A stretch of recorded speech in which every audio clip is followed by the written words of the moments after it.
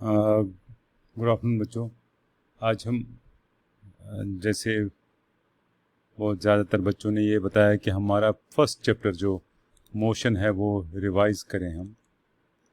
इसमें भी ऐसा ही होगा कि अब 2 दिन हम पढ़ेंगे, तीसरे दिन टेस्ट होगा, तो आप साथ साथ लर्न भी करते जाओगे।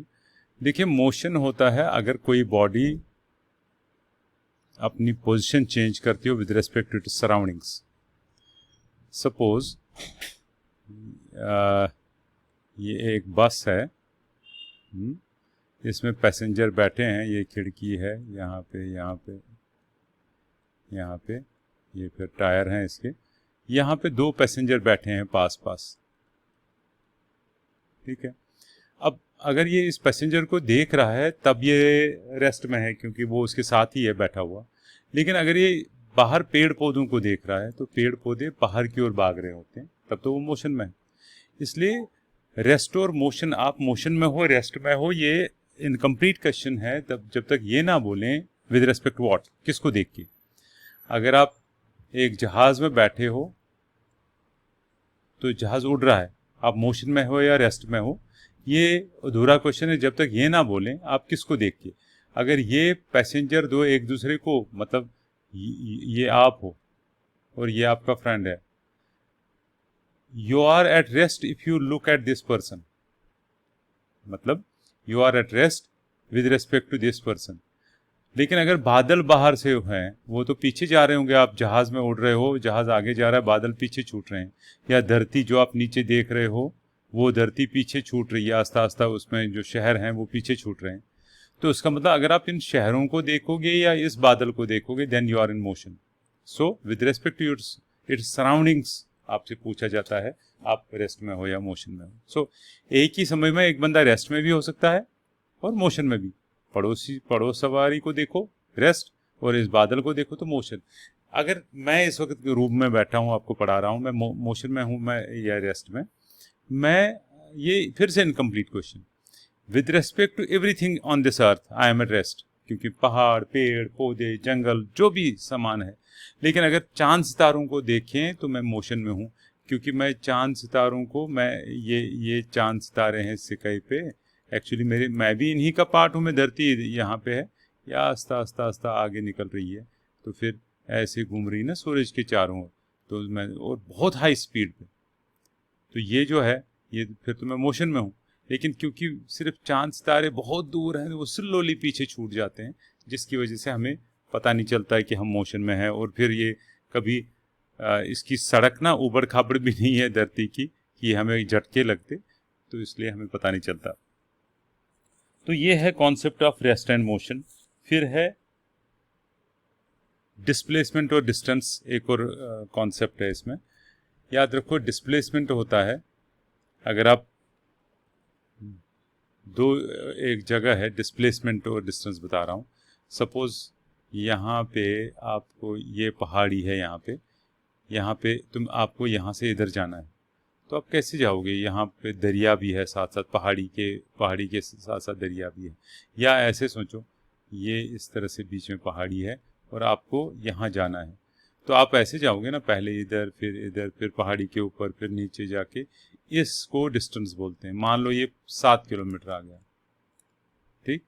लेकिन अगर आपने अब टनल बना दी, इस पहाड़ी के बीच में से टनल बनाई, जैसे बहुत सारी जगहों पर टनल बनी हुई है, तो आप यहाँ से सीधे जाओगे और यहाँ से निकलोगे, ये डिस्प्लेसमेंट हुआ। तो displacement is the direct distance between 2 objects, and distance is actual length of path, इस पाथ का actual length from beginning to end. ठीक है, मतलब अगर आपको ये पहाड़ी में टनल भी ना करें, लेकिन कैसे भी अगर आप ये डिस्टेंस अगर आप देखोगे, ये डिस्टेंस हुई, लेकिन डिस्प्लेसमेंट कम होता है। तो डिस्प्लेसमेंट इज ईदर लेस और इक्वल टू डिस्टेंस। मतलब सपोज यहाँ से यहाँ तक 5 मीटर है, फिर इससे इस तक 3 मीटर, फिर इससे इस तक 4 मीटर, और फिर इससे इस तक 2 मीटर। अच्छा मुझे बताओ, P से लेके Q तक डिस्टेंस कितनी आई? 5, 7, 8, 9, 5, 6, 7, 8, 9, 10, 11, 12, 13 और 14, 14 मीटर आई डिस्टेंस। लेकिन डिस्प्लेसमेंट हो गया डायरेक्टली, डिस्प्लेसमेंट को भी ये एस लिख रहे हैं, डायरेक्ट डिस्टेंस मान लो वो 8 मीटर होगी, क्योंकि ये छोट होगा ही कम, सो डिस्प्लेसमेंट 8 मीटर है, इसलिए डिस्प्लेसमेंट इससे छोटा हो सकता है, कई बार बराबर भी होगा। देखो यहाँ से यहाँ तक आप डायरेक्ट भी गए, गाड़ी सीधे गई यहाँ से यहाँ, ए से बी, बताओ डिस्टेंस मान लो ये 8 मीटर है, तो डिस्टेंस हो गई 8 मीटर। यहाँ पे डिस्प्लेसमेंट भी तो 8 ही हुआ, क्योंकि ये डायरेक्ट डिस्टेंस है बिटवीन दीज टू पॉइंट्स, तो यहाँ पे डिस्टेंस और डिस्प्लेसमेंट इक्वल हुआ। ठीक है, फिर आ गया एक नया टॉपिक, वो है वेलोसिटी। वेलोसिटी हो गया, वेलोसिटी हो गया डिस्प्लेसमेंट बाय टाइम, लिखते हैं एस टी है, लेकिन यहाँ पे एस का मतलब है डिस्प्लेसमेंट, तो यूनिट उसका भी है मीटर पर सेकेंड। और वेलोसिटी जो है, और स्पीड होता है distance by time, S by T ये भी लिखते हैं, ये भी मीटर पर सेकेंड है। फिर से अगर मुझे यहाँ जाना है, इससे मुझे यहाँ स्कूल जाना है, लेकिन बीच में बहुत सारे मकान हैं, तो स्कूल में यहाँ से घूम के जाता हूँ पैदल, ये पहुँच गया ए से बी तक, ये 5 मीटर, 3, 2 और 1 मीटर, यहाँ से यहाँ तक 1 मीटर, सपोज 5 दिन 8 और 2 10 मीटर हो गए, 11 मीटर आ गए सारे, चलो इसको 4 मानते हैं, 4 3 7 8 9 और 10, ये 10 मीटर है डिस्टेंस। तो distance distance is equal 10 metre. और अगर इस 10 मीटर को चलने में मुझे 20 सेकंड लगे, 20 सेकंड, तो टाइम कितना लगा, 20 सेकंड्स। सो स्पीड होगी मेरी, डिस्टेंस है 10 मीटर, टाइम लगा 20 सेकंड, सो 1/2 मीटर पर सेकंड। लेकिन अगर मुझे वेलोसिटी देखनी है, वेलोसिटी यहाँ से घूम के थोड़ी देखूंगा, वेलोसिटी देखूंगा अगर मैं यहाँ से गया होता, तब मैं ये कैसे भी माप सकूं, अगर ये डिस्टेंस या यहाँ इन दो के बीच में दूरी कितनी है, सपोज वो 10 नहीं है, वो 6 है, 6 मीटर, तब क्या लिखूं, वेलोसिटी 6 मीटर। लेकिन टाइम तो बराबर लगा ना जाने में, एक्चुअल डिस्टेंस मैंने ये इतनी ट्रैवल की, टाइम लगा वही, टाइम में तो कोई फर्क नहीं पड़ेगा, टाइम उसी का आ जाएगा, क्योंकि ये गया थोड़ी मैं कह रहा हूँ मैंने एक्चुअली कितनी दूरी तय की, यहाँ से घूम के गया तो क्या हुआ, पर एक्चुअल डिस्टेंस तो 6 ही मीटर है ना, तो टाइम इस 6 मीटर को यहाँ से यहाँ तक पहुँचने में बड़ा सारा टाइम मैंने खर्च किया, वो 20 सेकंड बराबर है, इसलिए ये आएगा 2 3 2 10, तो 0.3 मीटर पर सेकंड ये वेलोसिटी हुई, और ये डिस्प्लेसमेंट हुआ, सॉरी डिस्प्लेसमेंट 0.5, वेलोसिटी 0.3। ठीक, तो वेलोसिटी, इसके बाद है एक यूनिफॉर्म वेलोसिटी और uniform speed. If a body travels equal distances in equal intervals of time, इसका क्या मतलब है, अगर एक बॉडी, सपोज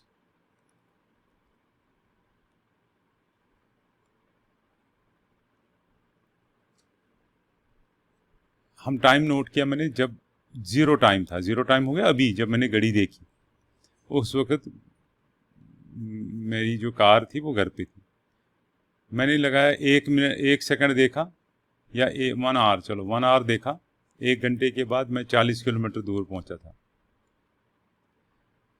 दूसरे आवर में मैं 80 किलोमीटर दूर पहुंचा, मतलब 2 घंटों में 80, 3 घंटों में 120 किलोमीटर दूर पहुंचा, और 4 घंटों में 160 किलोमीटर दूर पहुंचा।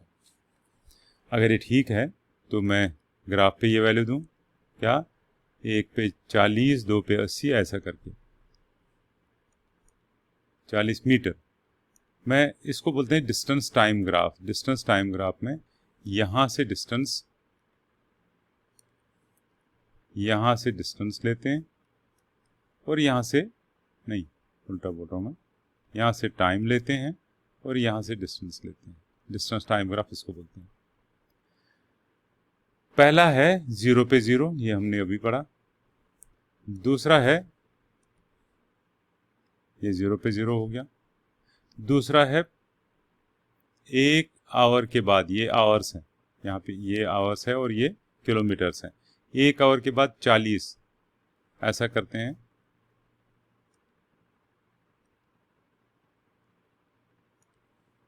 ये हो गया 10, 20, 30, नहीं वो तो ज़्यादा होगा, 40, 80 करके करेंगे। 40, 80, 120, 160, 180, ठीक है। 1 घंटे में 40 किलोमीटर, ये रहा। 2 घंटे में 80 किलोमीटर, ये रहा। 3 घंटे में 120 किलोमीटर, ये रहा। और 4 घंटे में देखना, 4 घंटे में भी है क्या? हाँ, 4 घंटे में 160, 4 घंटे में 160। ये आप देखोगे ये तो स्ट्रेट लाइन आ रही है।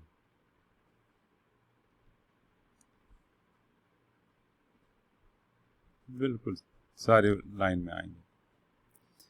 तो ये जो स्ट्रेट लाइन आई, इसी का मतलब है ये कांस्टेंट है। अब अगर इस स्ट्रेट लाइन से ये जो ग्राफ आ गया, इस ग्राफ को लंबा भी कर सकते हैं। और अब अगर आपको निकालना हो कि इससे यहाँ से यहाँ तक तो आपने टाइम लिया, ये लाइन है टाइम की, ठीक। और ये जो लाइन है,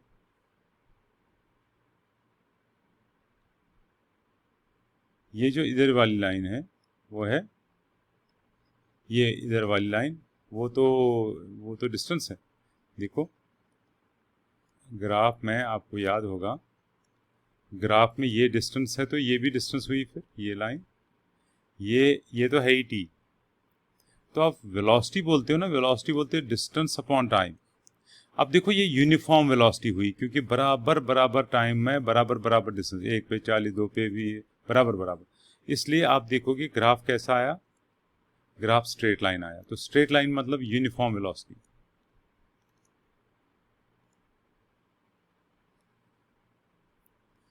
अब देखो नॉन यूनिफॉर्म वेलोसिटी। अच्छा, इसमें अगर आपको वेलोसिटी निकालनी हो, वेलोसिटी होता है ना एस अपॉन टी, तो परपेंडिकुलर, ये परपेंडिकुलर हुआ, ये बेस है, तो परपेंडिकुलर बाई बेस है ना, एस ओवर टी। तो आपको अगर ग्राफ दिया हो, सपोज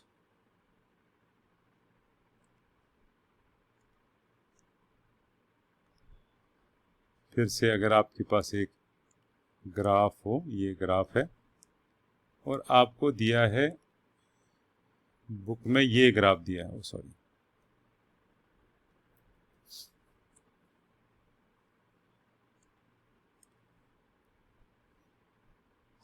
सपोज ये ग्राफ दिया है, ये है 1 आवर 1, ये अब सेकंड्स में है, सेकंड्स में मतलब ये है 1 सेकंड, ये 2 सेकंड, 3 सेकंड, 4 सेकंड, ये 1 मीटर, ये है, यहाँ पे बोलेंगे हम 5 मीटर, 10 मीटर, 15, 20, 25, 30, 35, यहाँ पे 1, 2, 3, 4, 5, 6, 7, 8, 9, 10 सेकंड्स हैं। क्वेश्चन पूछे अगर वेलोसिटी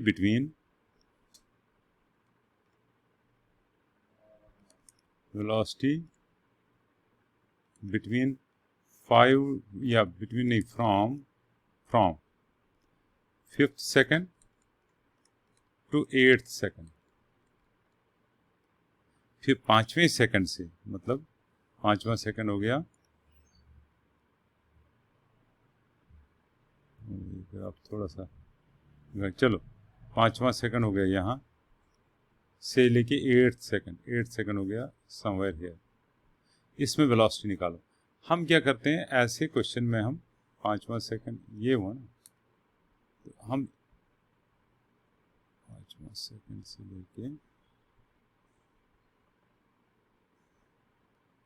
मैं यहाँ पे इसको ज्वाइन करता हूँ इधर परपेंडिकुलर, और इसको ऐसे ज्वाइन करता हूँ। अब परपेंडिकुलर और बेस का डिवाइड करूँगा। देखो यहाँ से यहाँ तक ये डिस्टेंस देखूंगा इधर। अब मैं इस ग्राफ को थोड़ा सा एडजस्ट कर लेता तो अच्छा था।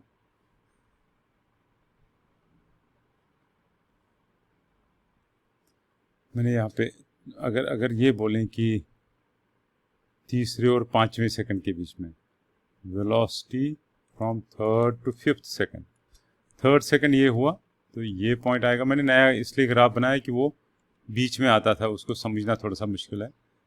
3rd से लेके 5th तक, 5th हुआ ये, 3rd से लेके 5th,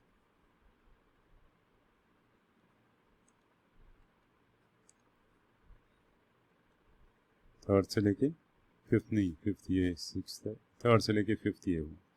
यहाँ के बीच में अगर वेलोसिटी निकालनी हो, मैं क्या करूँगा, मैं लाइन सेगमेंट्स लूँगा, पहले स्ट्रेट यहाँ तक और फिर इसको इसके साथ मिलाऊंगा। अब DE है ना, DE और CE को डिवाइड करूँगा, DE और CE को आपस में डिवाइड करूँगा। मैं लिखूँगा velocity is equal to perpendicular by base DE by CE। देखो DE यहाँ से यहाँ तक कितना है, 120 से 200, तो DE होगा 200 माइनस 120, है ना। यहाँ से यहाँ तक कितनी डिस्टेंस है, बोलो 200 में से 120 माइनस करेंगे। अच्छा ये कितना है, ये 3 से लेके 5 तक, 5 माइनस 3, 200 से 120 में अंतर है 80 का, 80 डिवाइड बाई 5 में 3 2, तो आ गया ना 40, तो 40 मीटर पर सेकंड। वैसे भी आप देखोगे पहले सेकंड में 40 मीटर, तो वही स्ट्रेट आती है, यूनिफॉर्म है तो 40 मीटर पर सेकंड आएगी वेलोसिटी। इस तरह से हम कैलकुलेट करते हैं। अब अगर नॉन यूनिफॉर्म वेलोसिटी हो, नॉन यूनिफॉर्म वेलोसिटी, उसमें क्या होता है, ये है टाइम और ये है डिस्टेंस। पहले सेकंड में मान लो स्टार्ट में कुछ भी नहीं, 1 सेकंड हुआ चलते हुए 5 मीटर दूर चली गई, दूसरे सेकंड में 7 मीटर दूर, तीसरे सेकंड में 10 मीटर दूर, चौथे सेकंड में भी 10 मीटर दूर, पाँचवें सेकंड में 10 मीटर दूर, और छठे सेकंड में 30 मीटर दूर, 30 मीटर चली छठे सेकंड में। ठीक है, सपोज ऐसा है। तब आप क्या ग्राफ बनाओगे, उसी ग्राफ पे फिर से आ जाते हैं।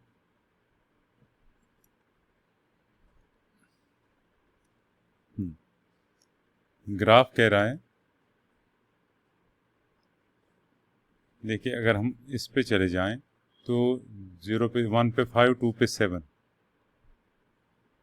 लेकिन पहले देखना पड़ेगा हाईएस्ट वैल्यू क्या बन रहा है। एक सेकंड रुको, ये है 0 से लेके 6 तक टाइम, और डिस्टेंस है 0 से लेके 30 तक, 0 से लेके 30 तक।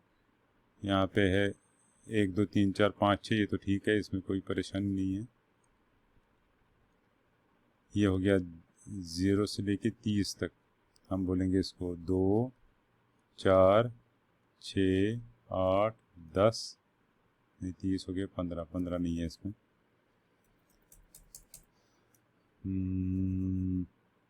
5 कर लें, 5 10 15 20 25 और 30।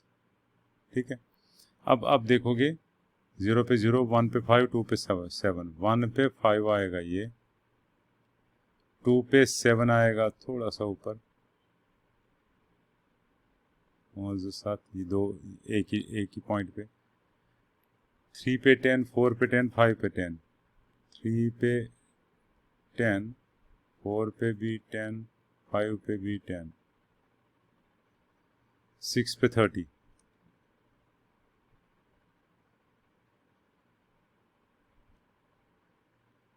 इन्हीं पॉइंटों को मिलाना है आपस में। 0 पे 0,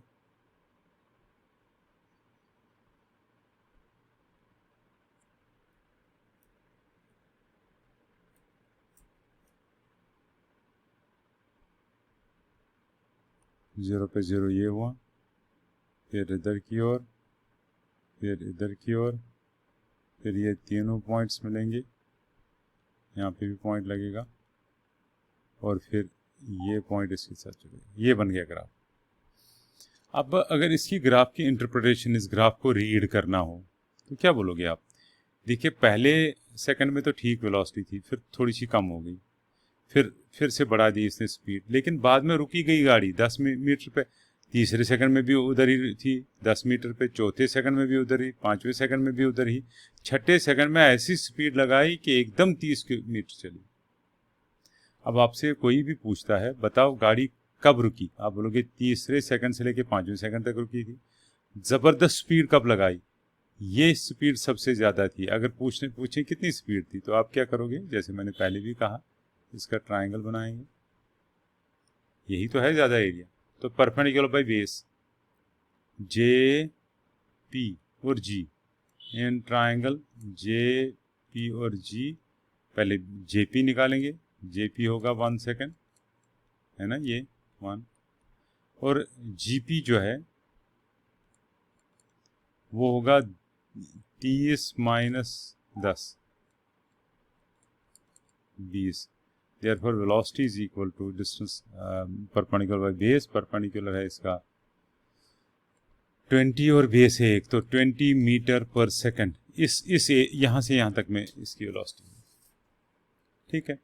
तो इस तरह से हम वेलोसिटी निकाल सकते हैं डिस्टेंस टाइम ग्राफ से। ये डिस्टेंस, यहाँ से डिस्टेंस लिया आपने, और ये यहाँ से टाइम, डिस्टेंस टाइम ग्राफ से वेलोसिटी। तो आप आज आपने स्पीड पढ़ा, आपने वेलोसिटी पढ़ा, आपने मोशन पढ़ा, आपने यूनिफॉर्म स्पीड पढ़ा और नॉन यूनिफॉर्म स्पीड पढ़ा। इसके अलावा मैं बता दूं, यहाँ पे स्केलर क्वांटिटी और वेक्टर क्वांटिटी। देखिए, अगर किसी चीज़ को, ये आपके पास एक, सपोज ये एक डिब्बा है, आप इसको यहाँ लेने की कोशिश कर रहे हो, कहीं पे भी लेना है, तो आप इसको ताकत लगाओगे, फोर्स, हो सकता है ये चले ही नहीं। जैसे मैं देखिए, अगर मैं इसको फोर्स अप्लाई करूँ, ये देखो, आप देखोगे जब मैं फोर्स अप्लाई करता हूँ 20 न्यूटन, मैंने भी अप्लाई, फ्रिक्शन भी 20 न्यूटन, बीच में लिखा हुआ है, ये बड़ा होता है। मैंने लगाया 40 न्यूटन, फ्रिक्शन भी 40 न्यूटन, मैंने लगाया 58 न्यूटन, 84, 102 न्यूटन, 108 न्यूटन, दोनों 108 हैं। अब देखो, जो ही मैं इस पे पहुंच जाता हूँ 101 न्यूटन के आसपास, अब वो ब्लू लाइन ऊपर शुरू होगी, इसकी बात कर रहा हूँ मैं। अब ये चलने लगा, तो अब नेट फोर्स जो है मेरा वो 160 न्यूटन, ये चलने लगा। ये इसकी एक्सेलरेशन है, यहाँ पे इसकी एक्सेलरेशन है। अगर मैं उल्टे साइड से ताकत लगाऊं तो मैं इसको रोक भी सकता हूँ। ये देखो, मैंने फोर्स लगाया और रोक ही लिया इसको, तो ये एक्सेलरेशन दिखाता है। यहाँ पे एक्सेलरेशन है, ये स्पीड है। तो एक्सेलरेशन का मतलब स्पीड बढ़ाना। अगर स्पीड को आप कांस्टेंट रखोगे, फॉर एग्जांपल मैं एक ट्रॉली रखूँगा, टायर वाली ट्रॉली, हाँ ये देखिए, इसमें भी स्पीड मैं दिखाता हूँ, इसमें स्पीड कांस्टेंट रहेगी। देखो, ये मैंने ताकत लगाया, ये चल पड़ा, अब मैं छोड़ देता हूँ इसको। आप देखोगे इसकी स्पीड कांस्टेंट रहती है, इसका मतलब एक्सेलरेशन 0 है। इसकी कोई ताकत नहीं ना लग रहा है, ताकत लगने का मतलब एक्सेलरेशन। मैं एक डिब्बा उतारता हूँ, आप देखना स्पीड को क्या चांस है होने का, नहीं इसमें तो यही रहेगी। लेकिन अगर मैं उस बंदे को फिर से बुलाता हूँ इसको धक्का मारने के लिए, सपोज मुझे और इसको ताकत लगाना हो और भगाना हो आगे, अब देखो मैं अप्लाइड फोर्स हो गया, ये 50 न्यूटन का है ये। अब देखो, ये मैंने छोड़ दिया ना उस बंदे को, तो अब ये एक ही स्पीड पे जा रही है। इस वक्त हम कहते हैं एक्सेलरेशन 0 है। लेकिन अगर इसकी स्पीड बढ़ा सकते हैं हम, ये देखो, और स्पीड बढ़ाई, तो अब मैं रिवर्स करूँगा इसकी स्पीड, मैं सामने से ताकत लगाऊंगा, वहाँ से देखना स्पीड कम होती जा रही है, यहाँ पे ये स्पीड कम होती जा रही है। इसका मतलब एक्सेलरेशन है इस वक्त, मगर उल्टी डायरेक्शन में, क्योंकि स्पीड कम होती जा रही है। तो रिटार्डेशन, जिसको नेगेटिव एक्सेलरेशन कहते हैं, स्पीड बढ़ती जाती है तो एक्सेलरेशन, जिसको पॉजिटिव एक्सेलरेशन का नाम दिया जाता है, पर है दोनों एक्सेलरेशन ही। अब देखो, आपको यही, इसी की बात मैं फिर से करूँगा। ये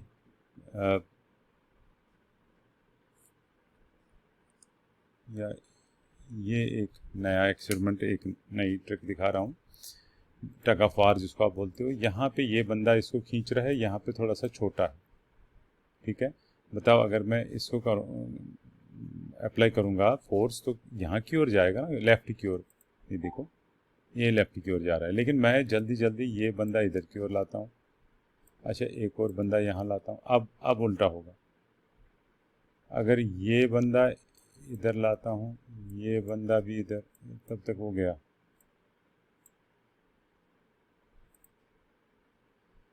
ये बंदा इधर लाता हूँ, अब मैं फोर्स अप्लाई करूँगा, कहीं नहीं जा रहा है।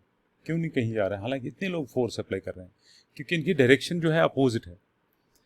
अब अगर मैं इनको उतार दूँ सबको, अब सिर्फ एक ही डायरेक्शन में खींच रहे हैं तो बॉडी उधर की ओर जाएगी। इसका क्या मतलब हुआ कि आपको फोर्स के साथ साथ उसकी डायरेक्शन भी चाहिए। बस यहीं पे वेक्टर क्वांटिटी ने जन्म लिया। तो आपको फोर्स के साथ साथ आप फोर्स पे अप्लाई करते हो, लेकिन कहाँ की ओर, इसलिए फोर्स को डायरेक्शन भी होनी चाहिए। इसके बदले मास है, मास आलू 2 किलो, उसमें क्यों डायरेक्शन चाहिए? तो जिसको मैग्नीट्यूड हो गया कितना फोर्स, जैसे अभी की बात करें, यहाँ पे इसका मैग्नीट्यूड अगर देखें, इनका कितने न्यूटन मैग्नीट्यूड है, देखो 350 न्यूटन है, ये मैग्नीट्यूड हुआ। डायरेक्शन कहाँ की ओर है? लेफ्ट की ओर, क्योंकि लेफ्ट की ओर पुल करेंगे ना, ये मैग्नीट्यूड हुआ। अब अगर मैं इनको लाऊं वापस, मैं यहाँ से राइट से मैग्नीट्यूड राइट से भी उतना ही लगा रहा हूँ, लेकिन यहाँ पे इसको नीचे करूँगा। अब देखना अब क्या होगा। अब ये क्योंकि ये जा रहा था उधर की ओर, वापस लाएंगे। अब देखो अगर हम इस वक्त मैग्नीट्यूड ज़्यादा इधर की ओर है तो मैग्नीट्यूड निर्भर करता है, और ये कहाँ की ओर फोर्स लगा रहे हैं उस पर भी निर्भर करता है। देखिए मैग्नीट्यूड दोनों का बराबर है, लेकिन बॉडी नहीं चल रही है क्योंकि डायरेक्शन अलग अलग है। अब इस वक्त डायरेक्शन अगर सेम है, सब लोगों का फोर्स सेम है। इस वक्त ये तीनों एक ही डायरेक्शन में फोर्स लगा रहे हैं, लेकिन इस वक्त मैग्नीट्यूड ही नहीं है, ये फोर्स ही नहीं लगा रहे हैं, तो बॉडी कहीं नहीं जा रही है। अभी मैंने गो करा ही नहीं, फोर्स लगाने दिया ही नहीं इनको। सो कुछ चीज़ों का मैग्नीट्यूड डायरेक्शन होता है तो उसको वेक्टर क्वांटिटी कहते हैं, जिनका सिर्फ मैग्नीट्यूड ही होता है, डायरेक्शन नहीं होती, उसको स्केलर क्वांटिटी कहते हैं। आज इतना ही, बाकी कल। Thank you.